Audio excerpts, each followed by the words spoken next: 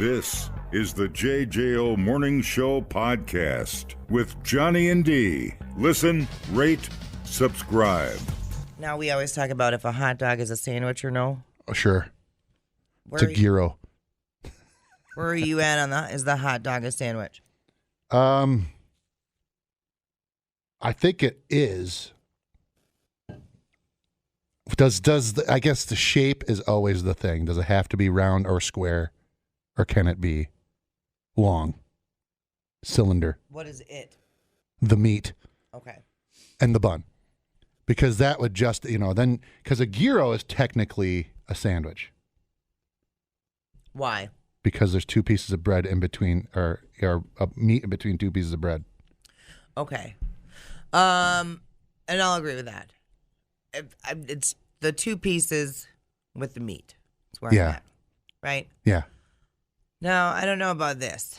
A court ruled that tacos are sandwiches. No, because that's the meat. Well, I mean, it depends on how 30,000 foot level you want to look at it. Well, one burrito. It's one shell. It's one thing. Wrapped in a meat, and it's depending on how thin it is. Yeah. A man named Martin Quintana has been trying to open a taco place in a strip mall in Fort Wayne, but he ran into some red tape thanks to a contract that limits the type of restaurants allowed. It says you can only open a place that sells made-to-order or Subway-style sandwiches. So he sued, claiming tacos and burritos are sandwiches. In this case, only because I like Martin a little bit, I'll side with him. But any other time, I'll say a taco is not a sandwich. No, a taco it's even got its own name. You know what I mean? Like a gyro. Is it considered a sub genre of sandwich? They're all, because we're all humans, but we have different races, different colors, different whatever. You know what I mean? Thanks for explaining what a subgenre is to everybody out there. I was explaining it to you, but. Uh-huh. His case has been making its way through the legal system, and a Superior Court judge just ruled on Monday that, yes, tacos be sandwiches. There could still be an appeal, and the next judge might disagree, but he ruled that tacos and burritos are basically just Mexican-style sandwiches. Yeah. All right. Let it be said. If you look up what's the definition of sandwich? See, because some people will be like, a burger's not a sandwich, it's a burger, right? It's a separate thing from a sandwich. So the Webster Dictionary says an item of food consisting of two pieces of bread with meat, cheese, or any other fillings between them, eaten as a light meal. Yes. Sloppy Joe. Sloppy Joe. Sloppy Joe sandwich. Yes. A burrito sandwich. So maybe that's just if you think sandwich, it's just a giant, right? The tipping of what would be considered two pieces of bread. As I said before, I totally. The taco shell, although, see, this is where So it doesn't matter how it's presented. It's still the same concept. But it's only one piece. That's true. However, it's folded to make two. So when you go to Taco Bell and you get a hard shell and it breaks the bottom, then it becomes a sandwich? I guess. Now you've gone from taco to sandwich. It's the visuals. Abracadabra. But I would rule on Martin's side so he can have his damn taco shell. Hold on. Here's what. Okay, so Merriam-Webster defines a sandwich to be two or more slices of bread or a split roll having a filling in between. Okay. One slice of bread. So you have to have two slices. It has to be completely separate. So that is a thing. But that does make the same concept when I said if it breaks the bottom, it becomes a sandwich. That doesn't make any sense. Yeah. Well, it's the way it is. Nothing's made sense here since Harambe died. Cereal's a soup. Yeah. It's cold soup, like gazpacho. I don't eat that either. I like gazpacho. Hello, JJO. Isn't it more like the act of you're sandwiching? So even if you're folding one piece, you've sandwiched the meat. It's a verb. So it's about the verb. I feel like it's like saying mammal, where it's a broader term. You have mammals, then you have dogs, humans, giraffes. Well, sandwich is a noun and a verb because it says insert or squeeze something between two other people or things. Yeah. Right. And then a gyro is the same thing as a taco. It's just soft. Yeah. But the sandwich didn't become... You folded one piece, or a pita bread, pocket bread. Right. You're opening one piece. You're still sandwiching in the middle of that. But the reason that sandwich, that word, the etymology of that, started with the noun sandwich. Then it became, and they used that just kind of like they'd say, oh, it became a verb because of the noun. Do you know what I mean? You think it started as the noun? Yes. When you sandwiched two people, someone was sandwiched between two people, you don't think that the verb came first? No, because the sandwich. Why would sandwich this meat? Right, of course, the noun came first because it came from first, somewhere. The noun or the verb? The word sandwich had to have come. It comes first, then it's a description of something like they got sandwiched, as if they got pressed between, which is what it says here. It's like the girl was sandwiched between two burly men in the back of the car. Right. Wow. That's what the... Way to turn it creepy, Lance. Yeah. I'll tell you, that's what it says right here. I just read it. Consistent. Jesus Christ. Hello, JJO. Hellhole. What? Hello. What? Hellhole. Jesus. What about open face sandwiches? That's called... That's a taco. That's not an open face sandwich. That's not open face. It's all it is just piled up. An open face sandwich is a pizza. Yep. Dumbing down your smartphone. One podcast at a time. Listen, rate, and subscribe to the JJO Morning Show podcast. Get up with Johnny and D. JJO. Remember when we were kids and you'd go and see the animatronics? I know this has been discussed before, that Chuck E. Cheese. And then remember Showbiz? No. First of all, I ain't never got to go to Chuck E. Cheese when I was a kid. Oh, that sucks for you. I did. It was great. You missed out on a lot of things. My 10th birthday, my family completely forgot about it. What? What do you mean they forgot about your birthday? Yeah, until like the day before, I was like, can I have people over for my birthday? And I saw it on my mom's face. I was like, you bitch. Yeah. Wow. Yeah. Well, I love you. I know when your birthday is. So there you go. My parents had too many kids. They didn't know what to do with all of us. Oh, man. It's fine. It's your old man popping away on there. Gross. Just tearing it up. Mushing up them guts. Well, anyway, I digress. I go back. So you're not wrong. So Chuck E. Cheese dropping loads. Oh, yeah. Yeah. No. Go on. Chuck E. Cheese, they're pulling all the animatronic robots. Yeah. Yeah, they've been, this has been like a process. Well, they did, but the last one's gone now. This is it. I mean, it's done. Done. So they're all going to turn into Five Nights at Freddy's. To likely delight of parents everywhere, as well as some serious freaked out kids, the Munch's Make Believe Band is headed to the scrap heap.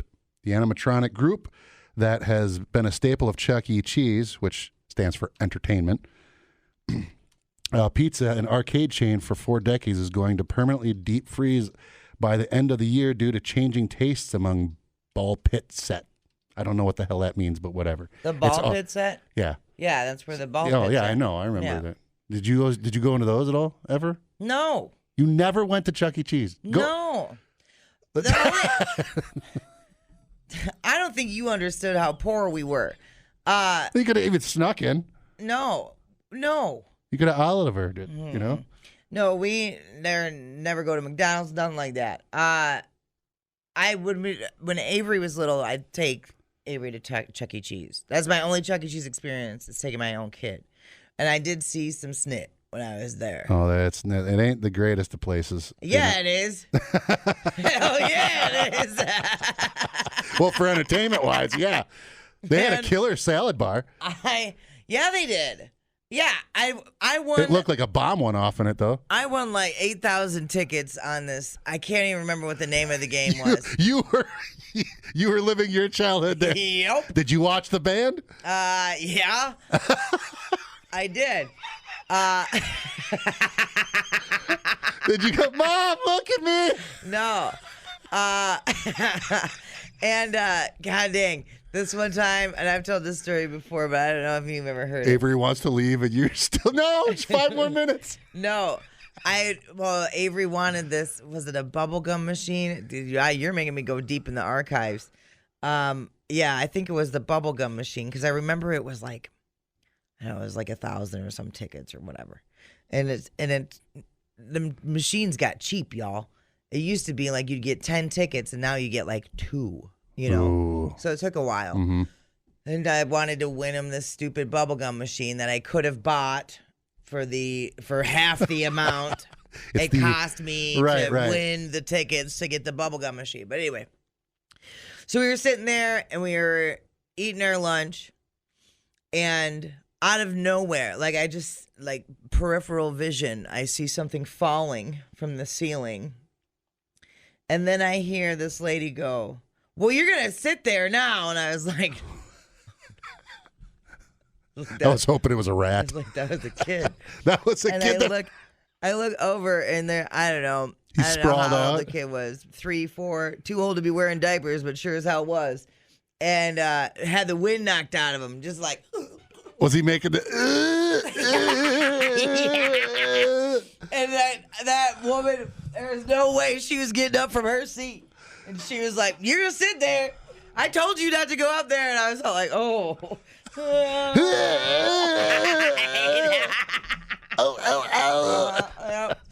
Yep. So, well, the mechanical that you did get to see, the mechanical band fronted by singers Corey Taylor, Chuck E. Cheese, Helen Henney, and the Jasper T. Jowls on guitar, Mr. Munch on keyboards, and Pasquale on drums. Mr. Munch always been my favorite. Yeah, I'm sure.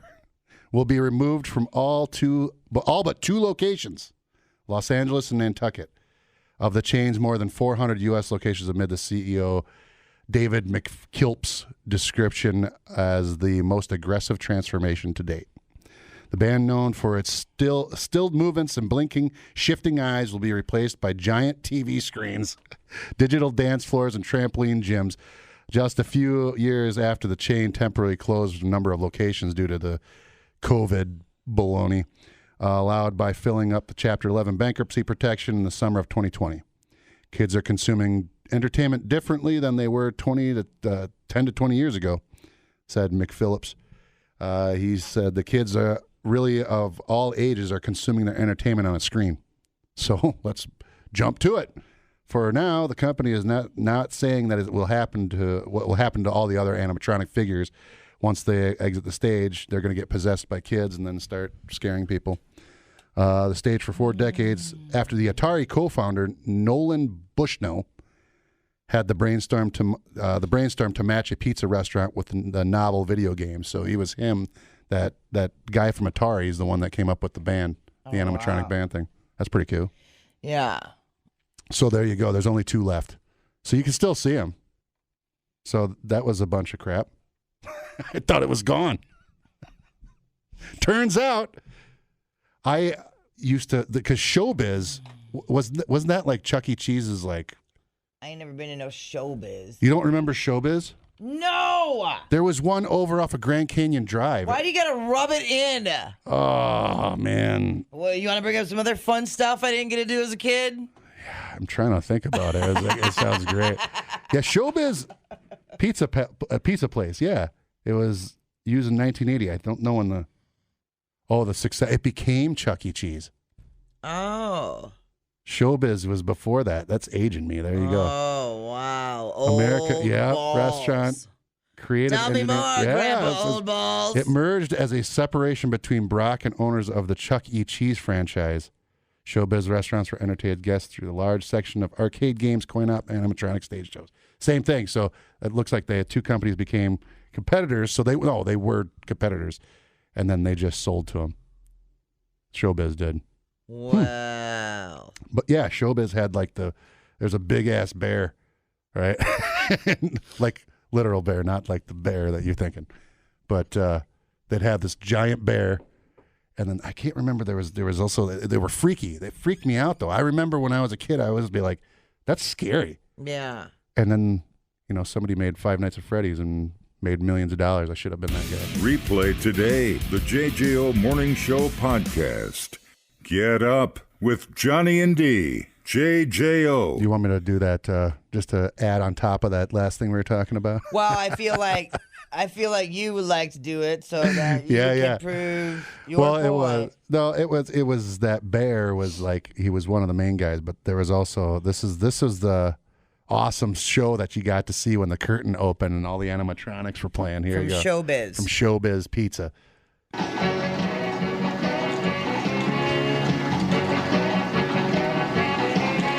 Think of those stars from the 50s scene, jukebox heroes and all those screens, Little Richard and Bobby Rydell, Elvis Presley singing Heartbreak Hotel.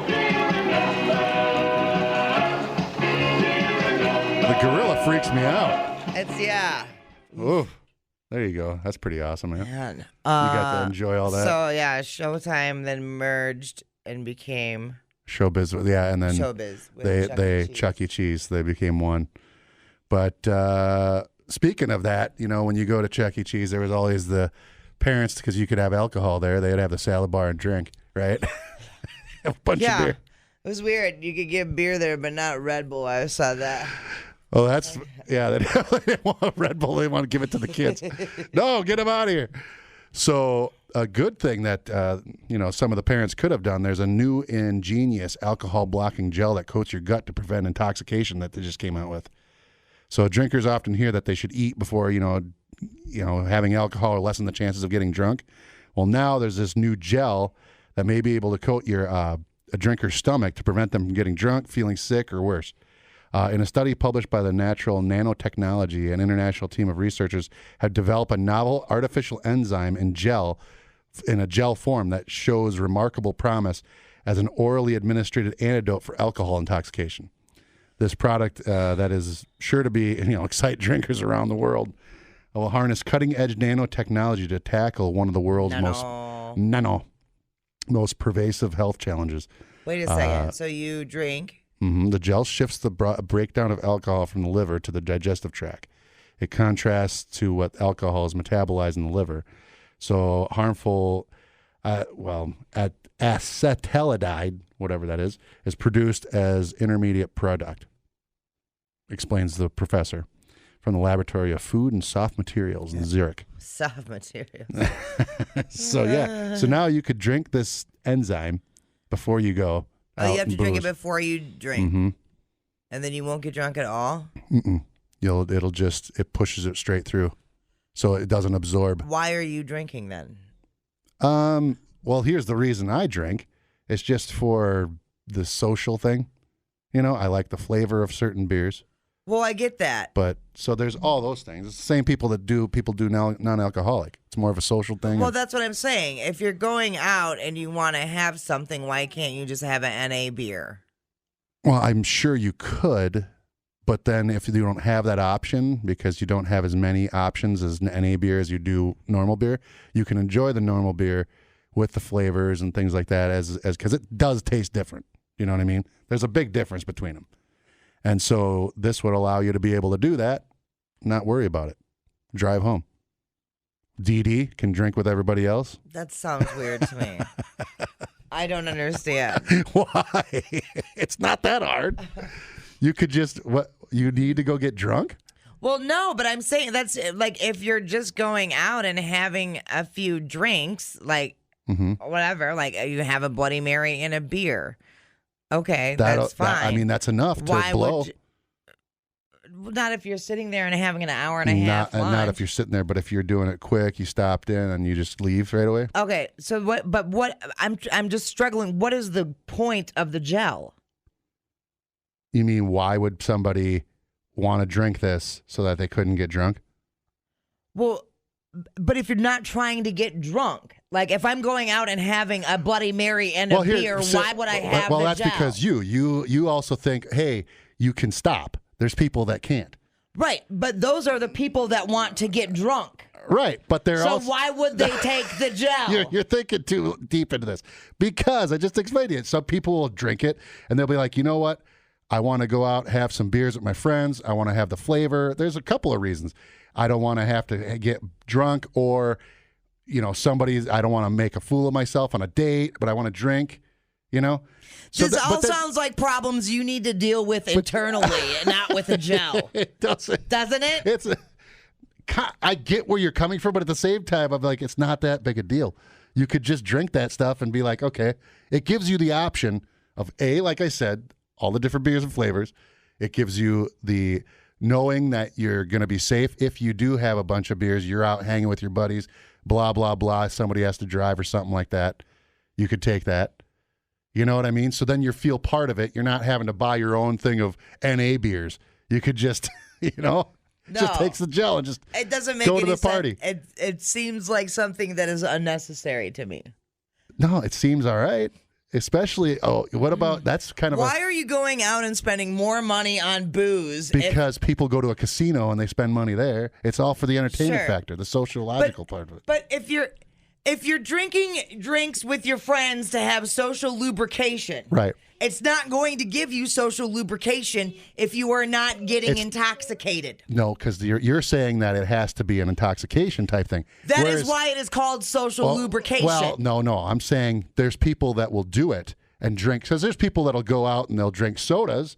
It's just not as, right. that they like the flavor. Which is what you do when you're designated driver. I know, but then everybody looks at you different, and that's true. No, they don't. Yes, they do. Oh, my God. You're like, well, why are you not partying? Why aren't you partying? But then you don't have to deal with that either.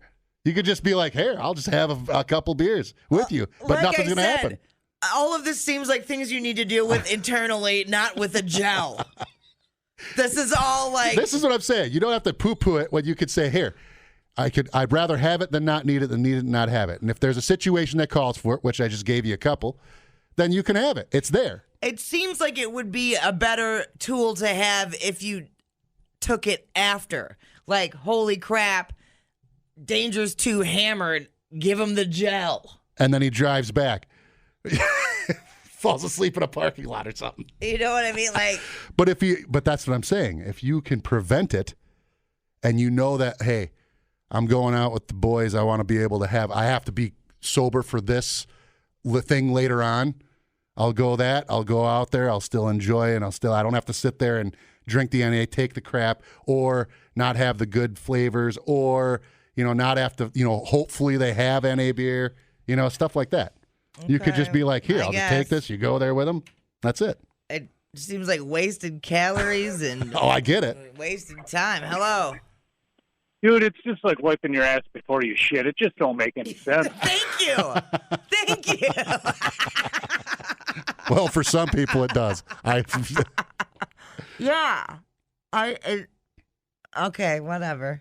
No. Because all of the issues, like if you're going out and you're going to have a few drinks. It's everybody's perception of this. Is the thought of like, I need to have drinks to nullify something, to have the drinks. That's what I'm saying. It's an option. It doesn't mean you're going out there with this stuff.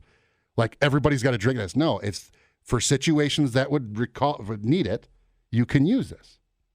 But I'm struggling for what is the need? I just explained to you. There isn't a need. Say you want, I just said, if there's people that you have to. Because, like, I just don't get it. If you're going out with the guys for 3 hours, why can't you just have one beer and then water afterwards, and then you're still going to be sober? That's you. Somebody could say, hey, why don't you just do this? Because there's some people that do it at their certain. Well, then you need to deal with that. That's a problem. Hello, JJO. So the one thing, if I heard Lance right, is that it's not processed by the liver, so that way the alcoholic with cirrhosis that could drink, still have the drinking, but not damage the liver any further. So that would be a benefit of the gel. Oh yeah, too. That's right. It also pushes it away from your liver. It just seems like, but why would? Yeah, the gel shifts the breakdown of alcohol from the liver to the digestive tract. Hello, JJO. It's still going to go through. Hey, I got a different thought on that gel stuff, a different way of looking at it. Okay. If you like brownies and they had an option that you could take beforehand and still eat the brownie, but not get the calories and not get the fat from it. It's kind of like the drinks. If you could still go out and have the drinks you enjoy, but not get the downfall from it. Okay. Yeah.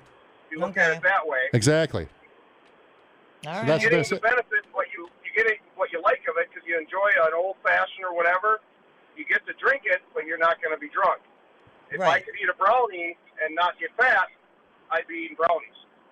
Yeah, exactly. The same kind. Yeah, or feeling sicker next day or things like that. Yeah. I have to do something tomorrow, so we'll go out, but I'll just take this and we'll hang out. So it's the same thing. It's just. Thank you. My only thing with that is like that's a limiting thing, like because you're not gonna get drunk from your one old fashioned. Well, here's what I say. This okay, if you take this, you don't have to worry about it. But if you say you go out, and how many times has it happened to you where you're just going out for one, next thing you know, you're hammered. So that prevents that from happening. So say you do have a huge meeting the next morning, and you're like, you know what, I'm going to take this. Then it's a for sure thing that you're not have to worry about that next morning. Like, oh, I had too many. I was only stopping out for one. Yeah. Okay, whatever. Hello, JJO. It's happening, pretty lady. This is turning into the old Johnny and Greg show, all the arguing. Stop it. That's not arguing. That's a conversation. Hello, JJO.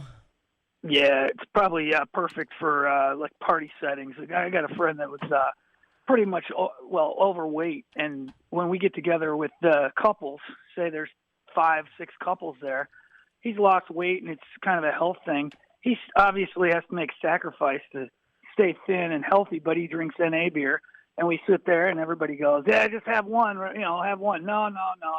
So he's sacrificing and committing and dedicated to staying healthy, but still in the setting. I'm sure he wants one, just like all of us alcoholics go place, and we can't say no. I'm sure he wants to drink a beer, but he's committed and he's dedicated. So it's probably a health issue for many. But unfortunately, you got to make a sacrifice. Yeah, sure. I get it. Yeah. Awesome. Thank you. Hello, JJO. Hi, D. Hello. How you doing? Good. How are you? I'm fine. Just driving today, listening to you guys bitch. But I wanted to agree with you that, yes, Lance has a problem. And he needs to deal with it. How did that turn into my problem? I'm just reading the story, homie. I can control my... Homie. I know. Calm down. We always think it's the other person, right? Dude. Always pointing fingers. I don't know where you're going with this, dude. I don't know either. You can learn a lot listening to podcasts. And only 3 countries in the world don't use the metric system? Or you can listen to this one. I can't remember where I went Friday. Oh, my God. Oh, my God. What did I do on Friday? I got to check my calendar. If anybody saw me Friday, call. The JJO Morning Show Podcast. I literally have no idea where I was Friday. Johnny and D, nowhere but JJO. An Instacart driver in Georgia is getting attention online. She claimed in a ticker-tacker video that food order she picked up was supposed to be delivered to a prison for a death row inmate's last meal. Oh, geez. So here she is on her TikTok video. This man from prison done ordered him a whole platter of wings, and them folks told me to turn it right back around because he cannot have this. Look at this. I just left the prison. They told me to turn it back around and donate it to somebody else. I ain't gonna lie, that man had me feeling some type of way because I'm thinking I'm finna his last meal before they execute him. When he done sat there and ordered a meal on Instacart. God may not come when you want it, but he right on time because get what me and my kids eating for dinner tonight. Some wings and some potato wedges. Damn, girl. Did that have come with subtitles? Anyway. It was requested to be delivered to prison for a death row inmate. She's a part-time Instacart driver down in Georgia. Without thinking much about it, she took the order and headed to the recipient's address. Then she realized she was driving to the Georgia Diagnostic and Classification State Prison in Jackson, where male death row inmates are housed. She was directed to see Chaplain Miller for death row inmate ... That's according to the Instacart little word notes show up, where you can be like, leave it on my porch or whatever. Oh, yeah. My initial reaction after reading the delivery information was I thought it was actually delivering this last meal. When she arrived, the CO asked her to pull her car forward so the delivery attempt could be reviewed. I read it off and gave him the name, and I told the person they told me to contact, which was Chaplain Miller. Once they saw it, they just told me that they couldn't receive that particular order. She was advised to give the food away or donate it. So then she got to keep it. So I don't know why she couldn't deliver it. Who knows? It's prison rules. They're not going to let you. They're just like, nope, you're going to bring in a shiv and the chicken bone. Shout out to Chicken Licks and that hella good blue cheese dressing. Oh, it's the best. I love when you dip it in and all of a sudden a chunk comes off. I'm doing that tonight. All right. I don't know what time it is. I'm so tired. It's 8:04 the Mad City. Oh, now we're talking. 8:04. Okay, let's see here. Last meal. What would your last meal be? I think the chicken wings is a pretty good one, but I think it would be chicken and broccoli pasta Alfredo. Yeah. Yeah. Pasta Alfredo can go bad, though. How? Like, so there's been 2 times. We ordered pasta Alfredo. I'm not going to name the place. And it was weird because the consistency was great. Oh, yeah? The presentation was great. The flavor was just lacking. It was so bland. I'll tell you who's got a good one. Okay. Benvenuto's. So far has been the best, and I'm a connoisseur of Alfredo, and that one's probably the best. There's times when you can tell the cooks aren't the same.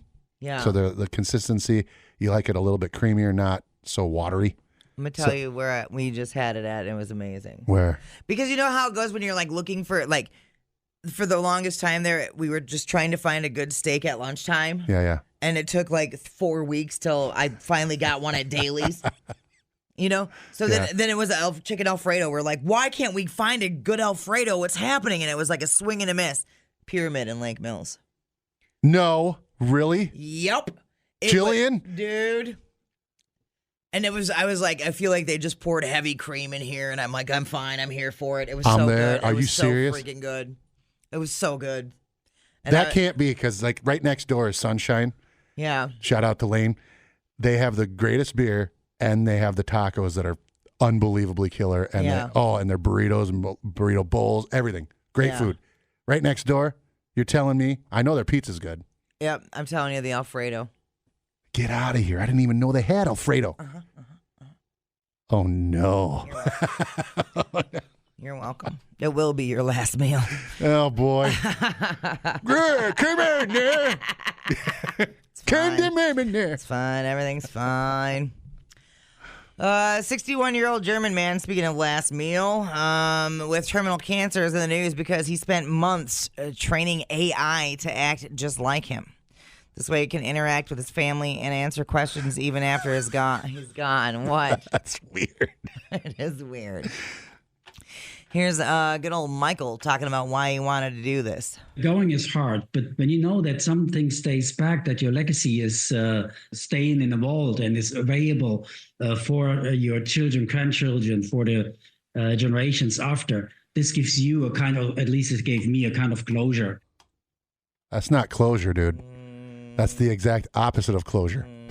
Now, thanks to AI, your parents can talk to you forever. Wipe that smile off your face, or I'll do it for you. Just have your mom or dad input memories and their voice. Money doesn't grow on trees, you know. I'll wash your mouth out with soap. And you'll be able to listen to them in perpetuity. Close the door. Were you raised in a barn? Stop crying or I'll give you something to cry about. Your loved ones' voices will live forever. I brought you into this world, and I'll just as soon take you out. Your face is going to freeze that way. Nightmares, cold sweats, and counseling not included. Don't make me pull this car over. You'll never enjoy Showbiz pizza. We're too poor. It's the exact opposite of closure. Right. Closure means you know that it's ceasing, that you have to be able to accept it. Yeah. Not, here, I'm going to let this go on so that we can't let go. Yeah. Like, I like the idea of making like a video It's cool. or 3 or whatever. Sure, but his reasoning behind it isn't to right. say, right. Totally. Yeah. Yeah, you got if you're doing it, then that's fine, but realize it actually could do worse for your family than it would do good, because then they're holding on to that. It's like feeding a cat, crumbs. Starving cat it's crumbs. like, I don't know. You think about like the show Hoarders, right? Whenever anybody on there tells their story, the hoard starts after a huge Traumatic, loss, yeah. right? So like, I feel as if there's a risk that Right. this AI is going to replace you when you're gone and fill this hole and become a problem. Yes. Instead of dealing with grief, Yeah. it becomes like some sort of weird emotional. 1,000%. It's Yeah. not dealing with it. It's not closure at all. Right. No, like you're just leaving the wound open. And although I like an open hatchet wound, hello. The wound that never heals. Yeah. It's one of our lyrics. So terrible. Scrape So upon the wound that never terrible. heals. Now I'm super distracted. Yeah, you have to. You're never really getting over it because you can always go back and interact with AI dad. Mhm. Yeah. It's keeping that open. Again, the no closure. It's just continually band-aiding. Yeah, I don't know if I'd want to. Well, what happens when it decides it wants to have a different opinion?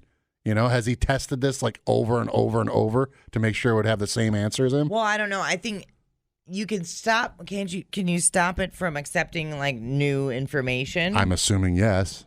But all it takes is for somebody to hack it. Next thing you know, you're a Satanist.